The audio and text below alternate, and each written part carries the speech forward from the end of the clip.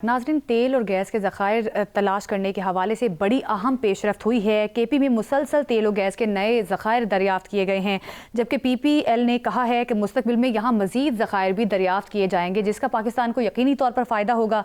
इस पर बात करेंगे। Doctor Khalid Walid, energy expert, हमारे साथ मौजूद है। खालिद साहब, बहुत शुक्रिया आपके वक्त का। क्या समझते हैं, केपी में सुई जैसा गैस का बड़ा ज़ख़ीरा मिल सकता है, तो ये जो बड़े गैस के ज़खायर और वहाँ से मिल रहे हैं खैबर पख्तूनख्वा से, किस तरह से देख रहे हैं आप इस बड़ी अचीवमेंट को? जी, बहुत शुक्रिया। बड़ा खुशाइंद है नए साल की आमद है। नया साल जो है वो एक नई चीज़ लेके आया पाकिस्तान के लिए। अब पाकिस्तान को थोड़ा-सा लॉन्ग टर्म के लिए सोचना होगा कि पाकिस्तान के जो रिज़र्व्स हैं, उसको किस तरीके से इकोनॉमिकली फ़ीज़िबल वे में इंडिजिनाइज़ेशन के थ्रू जो है वो आगे बढ़ाया जा सकता है। ऑब्वियसली हम लोग गैर मुल्की सरमायाकारी जो है, उस पे तो फ़ोकस कर रहे हैं, लेकिन किस तरीके से पाकिस्तान के अपने मुल्की वसाइल को बरूए कार लाते हुए हम किस तरह से ऑयल एक्सप्लोरेशन, गैस एक्सप्लोरेशन को बढ़ा सकते हैं, इस चीज़ को देखना होगा। अगर ये जितने भी आपके रिजर्व्स हैं, जो न्यूली डिस्कवर रिजर्व्स हैं, पाकिस्तान की मुल्की ज़रूरियात को पूरा करते हैं, तो पाकिस्तान की इम्पोर्ट डिपेंडेंस जो है वो कम हो सकती है।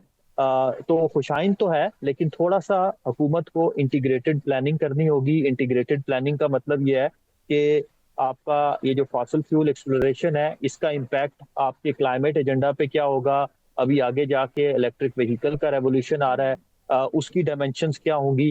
तो ये चीज़ें थोड़ी-सी देख के हुकूमत को कॉशनरी अप्रोच भी लेनी है, साथ-साथ में इंडिजिनाइजेशन भी करनी है और अपने इम्पोर्ट डिपेंडेंस जो है, उसको भी कम करना है। तब जाके पाकिस्तान एक एक ट्रू एसेंस में अपने जो रिसोर्सेज हैं उनको ब्रुए कार ला। डॉक्टर साहब, वज़ीर-ए-आज़म मियां शहबाज शरीफ ने तो ये कहा कि तेल और गैस के जो नए ज़खायर हैं उनकी दरियाफ्त हमारी तरजीह होनी चाहिए, और इस सिलसिले में उनका ये कहना है कि अनथक कोशिशें हो रही हैं। आप क्या समझते हैं कि इन कोशिशों के कितने % नताइज जो हैं वो बरामद हो सकते हैं? देखिए, ज़रूर कोशिशें ज़रूर होनी चाहिए, लेकिन थोड़ा-सा जो बदलता लैंडस्केप है एनर्जी का, इंटरनेशनल अरेना में एनर्जी ट्रांजिशन की जो डिबेट चल रही है कि अब दुनिया फॉसिल फ्यूल से हट के रिन्यूएबल एनर्जी की तरफ जा रही है, तो पाकिस्तान को थोड़ा-सा ये भी कंटेम्पलेट करना है कि किस तरीके से पाकिस्तान जो है वो फॉसिल फ्यूल पे ज़्यादा इन्वेस्टमेंट करे, एक्सप्लोरेशन पे, या रिन्यूएबल एनर्जी के लिए जो माइंस एंड मिनरल्स चाहिए उस पे इन्वेस्टमेंट हो। तो इस कॉस्ट एंड बेनिफिट एनालिसिस को जरूर करना चाहिए। अच्छा सर, माइंस एंड मिनरल्स की आपने बात की, तो सऊदी काबीना ने जो तवानाई सेक्टर में पाकिस्तान से ताउन की मंजूरी दी है, और ये कहा जा रहा है कि मोहम्मद बिन सलमान ने जो है ना वो नोटों की बोरियों के मुंह खोल दिए, और पाकिस्तान में एक हैवी जो है वो इन्वेस्टमेंट उसका ऐलान होने वाला है मादनियात और तवानाई सेक्टर में। तो आप क्या समझते हैं कि इससे आपको कितने मौके जो हैं वो नज़र आते हैं कि MOU से बात आगे बढ़ेगी और यहाँ वाकई ही इन्वेस्टमेंट भी होगी और उसका फ़ायदा भी होगा? जो पाकिस्तान का और सऊदी अरब का कॉपरेशन है इस सिम्त पे, इस मद में, वो एक राइट डायरेक्शन की तरफ जा रहा है।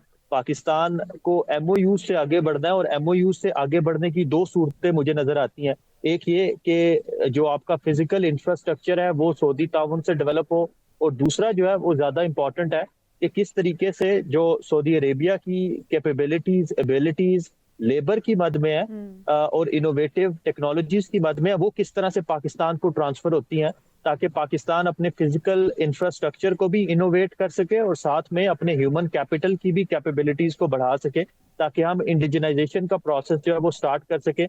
और तीसरी चीज जो बड़ी इंपॉर्टेंट है वो ये कि सऊदी अरेबिया भी अब फॉसल फ्यूल इंडस्ट्री को एनर्जी कंपनीज में कन्वर्ट कर रहा है। इसका मतलब यह है कि अगर एक कंपनी ऑयल एंड गैस पे महारत रखती थी, तो अब अपने आप को वो नॉन ट्रेडिशनल सेक्टर्स, खासतौर पे हाइड्रोजन, खासतौर पे आपका जो रिन्यूएबल एनर्जी टेक्नोलॉजीज हैं, उस पे भी अपनी कैपेबिलिटीज को बढ़ा रहे हैं। तो पाकिस्तान को भी अपने पोर्टफोलियो को ब्रॉडन करना है, और अगर आप सिर्फ और सिर्फ फॉसल फ्यूल एक्सप्लोरेशन की बात करते रहेंगे तो शायद अब दुनिया में डिबेट उससे आगे निकल चुकी है। लेकिन डॉक्टर साहब, अब अप्रैल में पाकिस्तान में जो मिनरल इन्वेस्टमेंट फोरम होने जा रहा है, आप क्या समझते हैं कि इस फोरम से पाकिस्तान को कितनी इन्वेस्टमेंट मिल सकती है, और जो जिस तरह से आपने फरमाया कि हमको अल्टरनेट चीज़ों की तरफ भी जाना चाहिए, उसके कितने मौके जो हैं वो हमें मिल सकते हैं?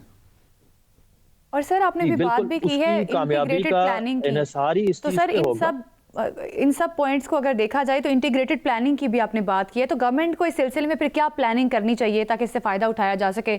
इमरान साहब का जो सवाल है। जी बिल्कुल ठीक कह रहे हैं। ये जो आपका माइंस एंड मिनरल्स फोरम है, इसकी कामयाबी का इन्हिसार ही इस चीज पे होगा कि कितना डाइवर्सिफाई करते हैं पोर्टफोलियो को। अगर आप सिर्फ और सिर्फ उसको ऑयल एंड गैस पे एक्सप्लोरेशन पे करके रखेंगे, उसके दो बड़े मसले हैं। एक तो ये कि वो बड़ा कैपिटल इंटेंसिव है, और दूसरा ये कि जो उसकी रिसोर्स कॉस्ट है वो बड़ी ज्यादा है। पाकिस्तान ने प्रीवियसली भी काफी सारे रिसोर्सेज को एक्सप्लोर किया, वो डिस्कवर तो जरूर हुए लेकिन उनको एक्सट्रैक्ट नहीं किया जा सकता। लेकिन अगर पाकिस्तान इस फोरम को इस तरह से यूज करता है कि वो माइंस एंड मिनरल्स की हद में आता है, ताकि आप जो है वो कोबाल्ट, लिथियम, सोडियम, ये वाली जो मेटल्स हैं, माइंस एंड मिनरल्स हैं, इनको अगर एक्सप्लोर करने की बात की जाती है तो शायद वो रिन्यूएबल एनर्जी जो रेवोल्यूशन है उसके लिए भी बड़े फायदेमंद होगा। एक और चीज बड़ी इंपॉर्टेंट है पाकिस्तान में, अभी आजकल लिथियम आयन बैटरीज जो है वो ईवी के लिए बड़ी जरूरी है, लेकिन सोडियम आयन बैटरीज जो है वो लॉन्ग टर्म एनर्जी स्टोरेज के लिए बड़ी मानी फेज है, आगे जाके फ्यूचर में उसका बड़ा होगा। तो पाकिस्तान अपना जो सोडियम के रिजर्व्स हैं, हमें पता है कि खेवड़ा का जो कान है नमक की, उससे आप सोडियम एक्सट्रैक्ट करके उस इंडस्ट्री को फरोग दे सकते हैं। और जो आपका क्वेश्चन था कि इंटीग्रेटेड प्लानिंग कैसे की जाए, इंटीग्रेटेड प्लानिंग का मतलब है कि पेट्रोलियम डिवीजन पावर डिवीजन के साथ मिलकर पॉलिसीज बना रहा हो।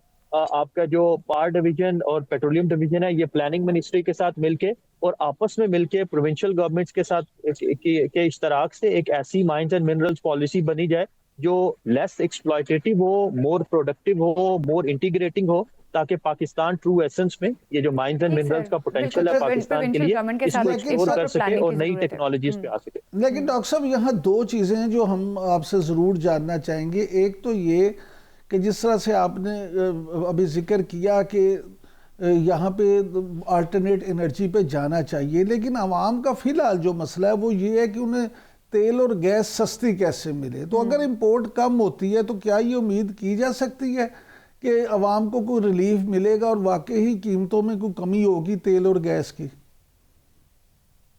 जी देखें, ये ना एक बड़ा लॉन्ग टर्म प्रोसेस है। अभी जो आपके रिजर्व्स डिस्कवर हो रहे हैं वो बड़ी, उसकी क्वांटिटी बड़ी कम है। अगर आप उसको मुल्की डिमांड के एतबार से देखते हैं तो वो पाकिस्तान का शायद 1 या 2% भी नहीं बनता।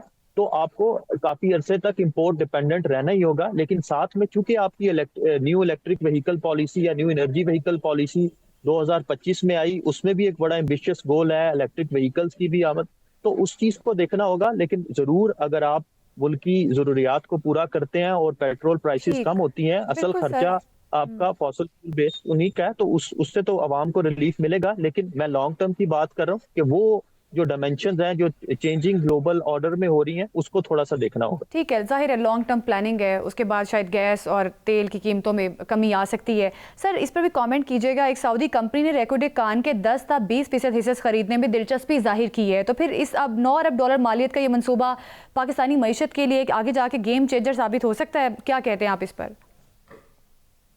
बिल्कुल ठीक है, होना चाहिए। हमें अपने रिसोर्सेज को डेवलप करना चाहिए। जितनी फॉरेन इन्वेस्टमेंट इसमें आएगी और अगर वो हमारे मैन पावर को ट्रेन करती है और पाकिस्तान इंडिजनाइजेशन की तरफ जाता है, बड़ा इंपॉर्टेंट है ये। लेकिन साथ में पाकिस्तान को ये भी देखना है कि क्या हमें मेटल्स को, माइंस एंड मिनरल्स को रॉ फॉर्म में एक्सपोर्ट कर देना चाहिए या उनको प्रोसेस करके प्रोसेस गुड्स की फॉर्म में बेचना चाहिए। तो मेरी राय में पाकिस्तान को शायद इस सप्लाई चेन पे भी अब काम करना चाहिए। ना सिर्फ हम रॉ फॉर्म में मेटल्स को एक्सपोर्ट करें, बल्कि उन मेटल्स की मैन्युफैक्चरिंग करके फिनिश प्रोडक्ट्स की तरफ भी जाना चाहिए, ताकि उसका जो ट्रू पोटेंशियल है, उसका जो इकोनॉमिक इनपुट है, वो आप ले सकें। वरना ये थोड़ा सा एक्सप्लॉयटेटिव रिजीम की तरफ ही रहेगा। बहुत शुक्रिया आपका doctor Khalid Walid, energy expert हमारे साथ मौजूद।